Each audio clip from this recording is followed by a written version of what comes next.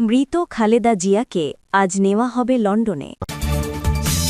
ওসমান হাদি হত্যাকাণ্ডের আসল রহস্য ফাঁস।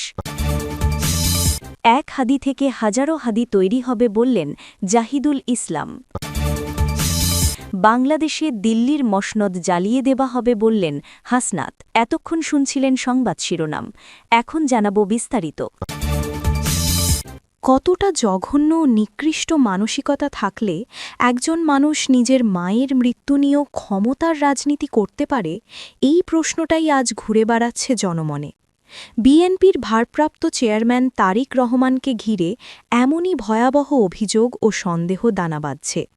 অভিযোগ উঠেছে, বেগম খালেদা জিয়ার মৃত্যুকে গোপন রেখে সেটিকে রাজনৈতিক পুঁজি হিসেবে ব্যবহার করার একটি সুপরিকল্পিত ষড়যন্ত্র চলছে। একটি রাজনৈতিক বনের সঙ্গে সংশ্লিষ্ট সূত্রের বরাতে দাবি করা হচ্ছে, বেগম খালেদা জিয়া প্রায় ১৪ দিন আগেই ইন্তেকাল করেছেন। বলা হচ্ছে, আগামী ৩০ নভেম্বর তার মৃত্যু ঘটতে পারে, কিন্তু তা প্রকাশ না করে সময়মতো রাজনৈতিক সুবিধা নেওয়ার প্রস্তুতি চলছে। এই অভিযোগ অনুযায়ী পরিকল্পনা হল ১৫ ডিসেম্বর আনুষ্ঠানিকভাবে মৃত্যুর খবর ঘোষণা করা এবং পরদিন ১৬ ডিসেম্বর বিজয় দিবসকে শোকের আবহে ঢেকে দেওয়ার চেষ্টা করা। অভিযোগকারীদের মতে এটি কোনো কাকতল নয়, বরং একটি সুস্পষ্ট রাজনৈতিক কৌশল। আরও দাবি করা হচ্ছে, জনগণকে বিভ্রান্ত করতে এয়ার অ্যাম্বুলেন্স, লন্ডনে চিকিৎসা, মেডিকেল আপডেট এসব নাটক সাজানো হচ্ছে। একদিন বলা হয় এয়ার অ্যাম্বুলেন্স আসছে, পরদিন বলা হয় আসছে না। কখনো রক্ত পরীক্ষা, কখনো ওষুধ গ্রহণের খবর, সবই নাকি একটি সাজানো স্ক্রিপ্টের অংশ। সমালোচকদের মতে, ক্ষমতার লোভে একজন মৃত মানুষকে জীবিত দেখানোর এই প্রচেষ্টা শুধু রাজনৈতিকভাবে নিন্দনীয় নয়, বরং নৈতিক ও মানবিক দিক থেকেও চরম অপরাধ।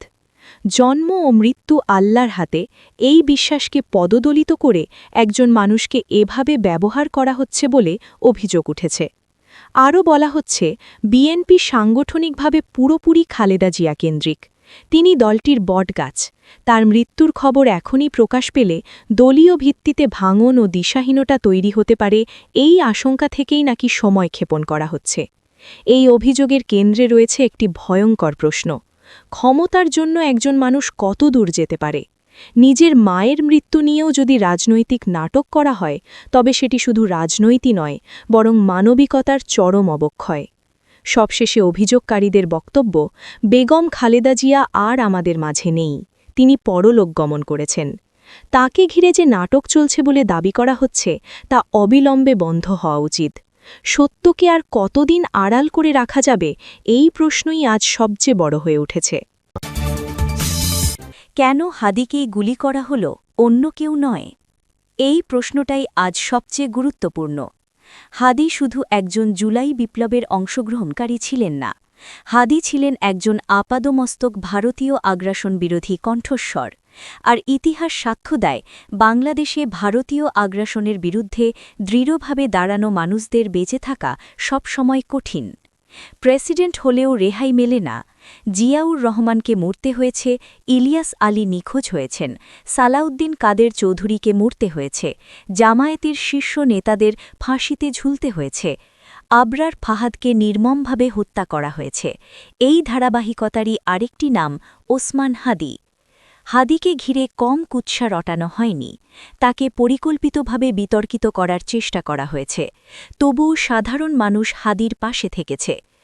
আজ তার ওপর হামলার ঘটনায় বাংলাদেশের সব শ্রেণী পেশার মানুষ মর্মাহত। সারা দেশের মানুষ দোয়া করছে হাদি যেন দ্রুত সুস্থ হয়ে আবার মানবিক ও ন্যায়ভিত্তিক কাজে ফিরে আসতে পারেন। হাদি একবার বলেছিলেন, সবাই মৃত্যুকে ভয় পায়, আমি চাই হাসতে হাসতে আল্লাহর কাছে পরিপূর্ণ সন্তুষ্টি নিয়ে পৌঁছাতে। যদি আমি ৫০ বছর বাঁচি কিন্তু কোনো ইম্প্যাক্ট তৈরি করতে না পারি, তাহলে সেই জীবন অর্থহীন। কিন্তু যদি আমি মাত্র ৫ বছর বাঁচি আর সেই ৫ বছরে আগামী ৫০ বছরের ইম্প্যাক্ট তৈরি করতে পারি, তাহলে আমার স্বল্প আয়ুতেই জীবন সার্থক।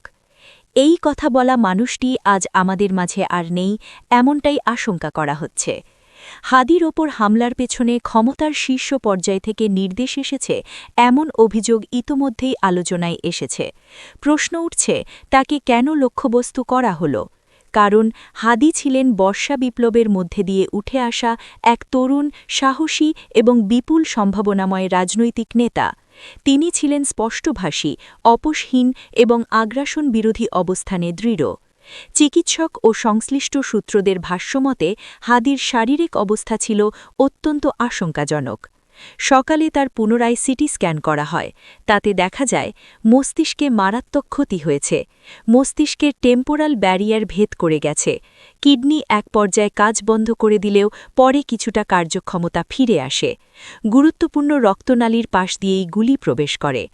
অপারেশনের পরও গুলির স্প্রিন্টারের কিছু অংশ মস্তিষ্কে রয়ে গেছে। মস্তিষ্কে অক্সিজেনের ঘাটতি ও রক্ত জমাট বেঁধে আছে। লাইফ সাপোর্টে থাকা অবস্থায় ফুসফুসের অবস্থার তেমন পরিবর্তন হয়নি। চিকিৎসকদের মতে হাদিকে খুব কাছ থেকে এক্সপার্ট হাতে গুলি করা হয়েছে। এটি ছিল নিছক কোনো দুর্ঘটনা নয়, বরং একটি নিখুঁত হত্যাচেষ্টা। বর্তমানে তাকে নিবিড় পর্যবেক্ষণে রাখা হয়েছিল। পরিবার বিভিন্ন জায়গায় উন্নত চিকিৎসার চেষ্টা করছিল। মেডিকেল বোর্ডের সিদ্ধান্ত অনুযায়ী বিদেশে নেবার সম্ভাবনাও বিবেচনায় ছিল।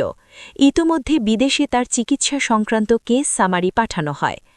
আজ হাদির নাম শুধু একজন ব্যক্তি নয়, হাদি হয়ে উঠেছেন একটি প্রশ্ন, একটি প্রতিবাদ, একটি প্রতিরোধের প্রতীক। বাংলাদেশের জনগণ জানতে চায়, কেন হাদিকে গুলি করা হলো, কারা এই হত্যাকাণ্ডের পেছনে, এবং সবচেয়ে বড় কথা, এই বিচার কি কোনোদিন হবে? নিজের ফেসবুক স্ট্যাটাসে ইনকিলাব মঞ্চের মুখপাত্র শরীফ ওসমান হাদির প্রতি সংহতি প্রকাশ করে আবেগঘন বক্তব্য দিয়েছেন ইসলামী ছাত্র শিবিরের কেন্দ্রীয় সভাপতি জাহিদুল ইসলাম। তিনি বলেন, এক হাদিকে থামিয়ে দিলেই আন্দোলন থেমে যাবে, এমনটা যারা ভাবছে তারা ভুল করছে। এক হাদি থেকে হাজারো হাদি তৈরি হবে। স্ট্যাটাসে তিনি উল্লেখ করেন, স্রোতের বিপরীতে কিভাবে চলতে হয় এবং মনের অব্যক্ত ভাষাকে কিভাবে শব্দে রূপ দিতে হয় তা শরীফ ওসমান হাদি দেখিয়ে দিয়েছেন। তার ভাষায়, হাদি ফ্যাসিবাদের বিরুদ্ধে দাঁড়ানোর সাহস শিখিয়েছেন এবং সমাজে সুশীলতার মুখোশে লুকিয়ে থাকা ভণ্ডামির চরিত্র উন্মোচন করেছেন।